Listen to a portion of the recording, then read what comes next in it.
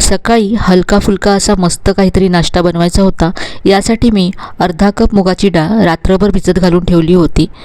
2 तास भिजत घालून ठेवली डाळ तरी चालेल, किंवा जर अगदीच वेळ नसेल तर कोमट पाण्यामध्ये अर्धा तास भिजत ठेवली तरी मुगाची डाळ छान भिजली जाते।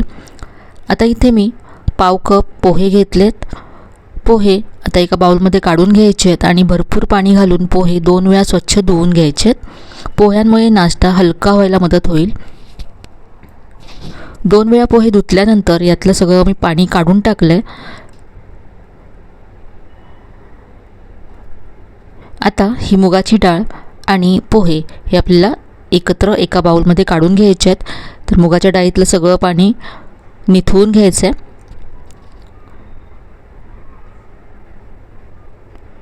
तर इथे सगळी मुगाची डाळ मी बाउलमध्ये काढून घेतली।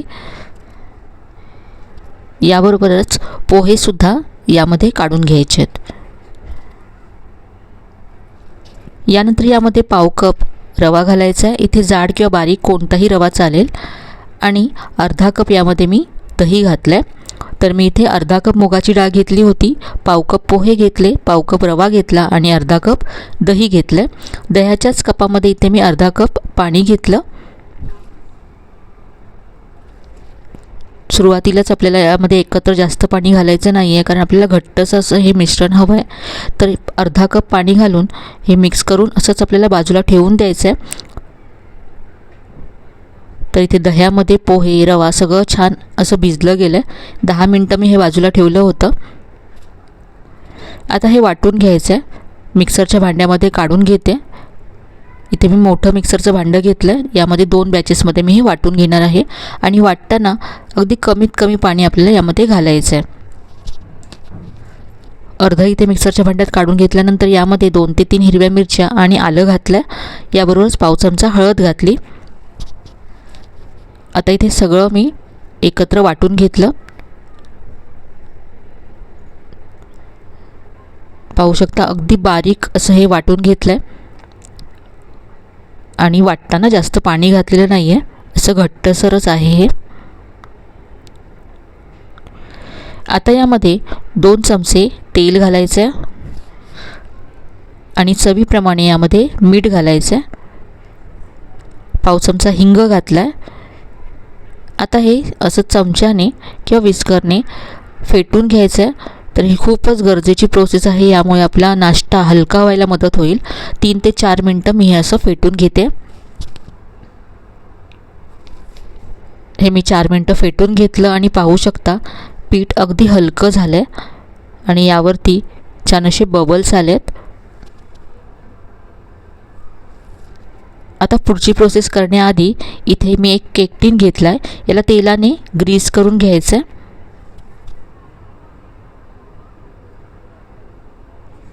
केक टीन इथे ग्रीस करून तयार आहे।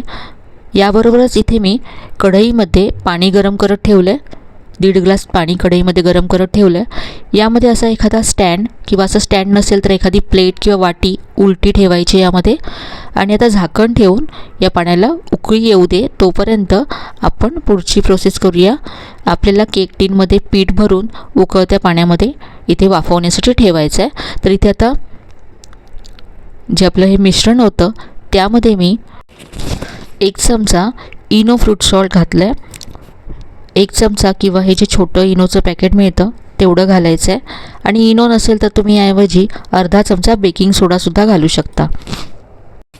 इनोवरती 1 चमचा पाणी घालून हे सगळं छान असं मिक्स करून घ्यायचं आहे। ही प्रोसेस फास्ट करायची आहे। हे आपल्याला अगदी फटाफट मिक्स करायचं आहे आणि केक टीनमध्ये घालून लगेच आपल्याला हे वाफवण्यासाठी ठेवायचं आहे। तर हे मी मिक्स करून घेतलं आहे।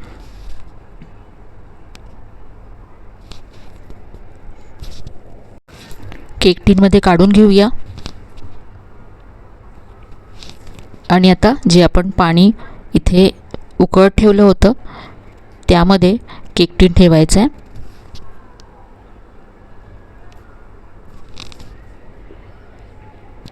यावरती मी थोडंसं लाल तिखट घालते, फक्त दिसण्यासाठी ढोकळा छान दिसावा म्हणून। झाकण ठेवून 10 ते 12 मिनटं आपण हा ढोकळा आता वाफवून घेऊया। तर इथे साधारण 12 मिनटं झालेत। ढोकळा झालाय का आपण पाहूया। अगदी मस्त असा ढोकळा फुगला आहे. तर यामध्ये इथे मी सुरी सेंटरला घालून पाहते आहे. सुरी क्लीन आली आहे म्हणजे ढोकळा आतपर्यंत छान शिजला गेला आहे. गॅस बंद केला आहे मी. ढोकळा आता आपण थंड करून घेऊया. थंड झाल्यानंतरच आपल्याला हा काढून घ्यायचा आहे. ढोकळ्यावर घालण्यासाठी इथे आता फोडणी तयार करते आहे मी. तडका पॅन गरम करत ठेवला आहे. यामध्ये 2 चमचे तेल घातलं, अर्धा चमचा मोहरी घातली,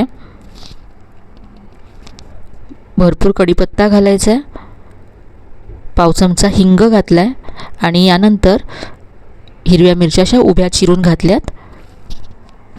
मिरच्या थोड्याशा तेलावरती परतून घ्यायच्यात आणि आता यामध्ये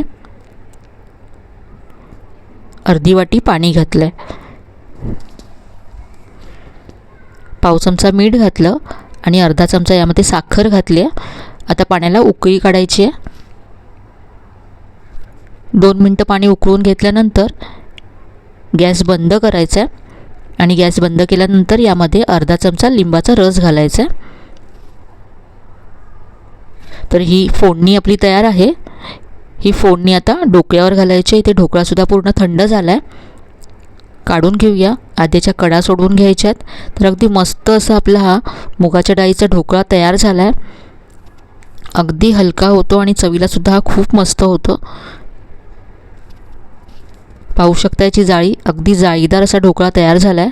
आता हा असा उलटाच ठेवायचा आहे आणि उलट्या बाजूवरतीच इथे फोडणी घालायची आहे. खालची बाजू असते ती जाळीदार असते, त्यामुळे भरपूर अशी फोडणी त्यामध्ये ॲब्झॉर्ब केली जाते. फोडणी घातल्यानंतर असंच 2 ते 3 मिनटं आपल्याला ठेवून द्यायचं आहे म्हणजे फोडणी आतपर्यंत जाते. आता हा ढोकळा आपण कट करूया. तर पाहतानाच तुम्हाला कळत असेल हा किती सॉफ्ट झाला आहे.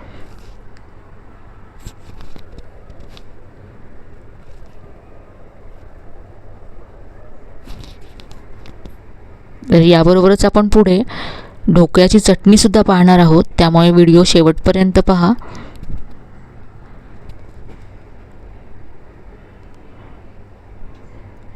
तर अगदी हलका फुलका आणि जाळीदार असा मुगाच्या डाळीचा ढोकळा इथे तयार झाला आहे. अगदी मस्त असे पीस याचे कट झालेत पहा. अगदी साधी सोपी अशी रेसिपी आहे.